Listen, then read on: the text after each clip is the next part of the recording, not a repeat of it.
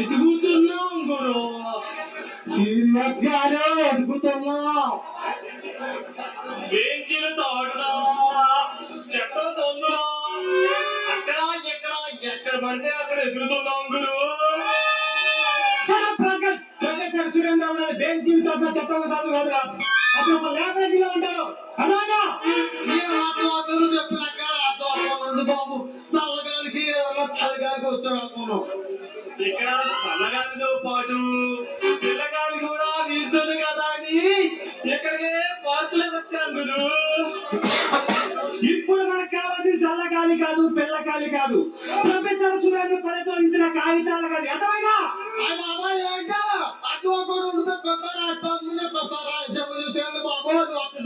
అందంగా చెప్పాను ఎంత బాబు బాగా ఈసారి జాగ్రత్త బాగా ఇప్పుడే వెళ్ళి ఆ సురేంద్ర గారిని పట్టేస్తాం గురు, ఆ కాగితాలు పట్టేస్తాం గురు.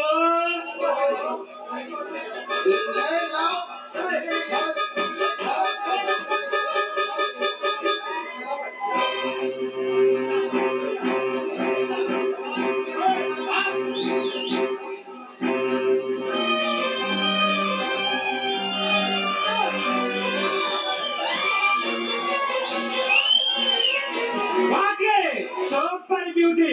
హలో మిస్, ఎవరు భూమి మీద దిగి వచ్చిన దేవకన్యవా లేక చల్లగాలి కోసం వచ్చిన సంచారానివా? నా తోడు కోసం వెతుకుంటున్న ఆడదాన్ని. ఇంతకీ నువ్వెవరు?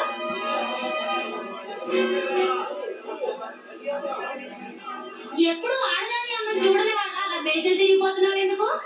నా పేరు జానీ, వయసు 26, పగలు 66. నాకు నచ్చితే లేబరా, గుడాలా, ఎట్టకి తల్లి ఆఖరికి మొగ్గుడు చచ్చినాల దాన్ని కూడా వదలను. ఓటకు కాడ దాంతో మజా చేసుకునే మగానే. నేనెవరో తెలుసా? రోజుకో మగాడి చెంప చెల్లు అనిపించే ఆడదాన్ని.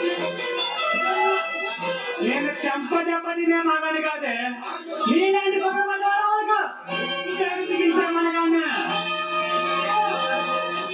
చూడు మిస్టర్ జానీ, కన్ని పిల్ల ఒంటరిగా కనిపిస్తే చాలు పళ్ళు ఊడిపోయిన ముసలాడు కూడా ఓ రంకెలేస్తూ ఉంటాడు.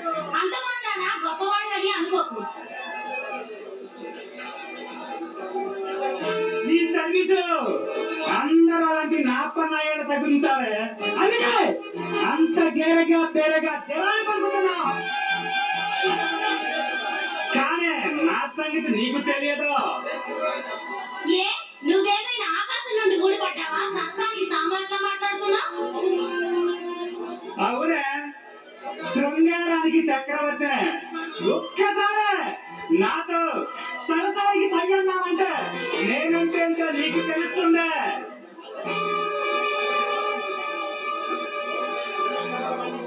మర్యాదగా ఇక్కడి నుంచి వెళ్ళు.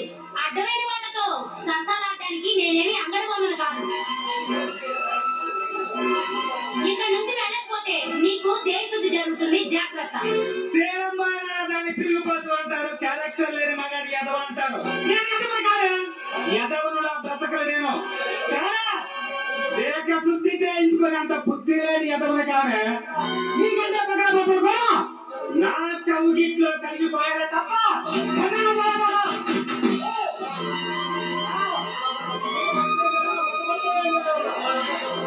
వాళ్ళందరూ డబ్బు కోసం కక్కుర్తిపడే సరుకులై ఉంటారు. అందువల్ల నువ్వేమి గొప్పవాడు కాదుగా.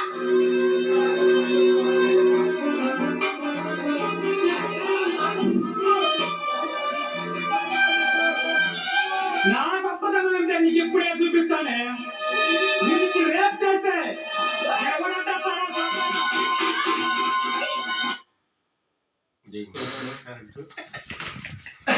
సేవేలు కూడా కరెక్ట్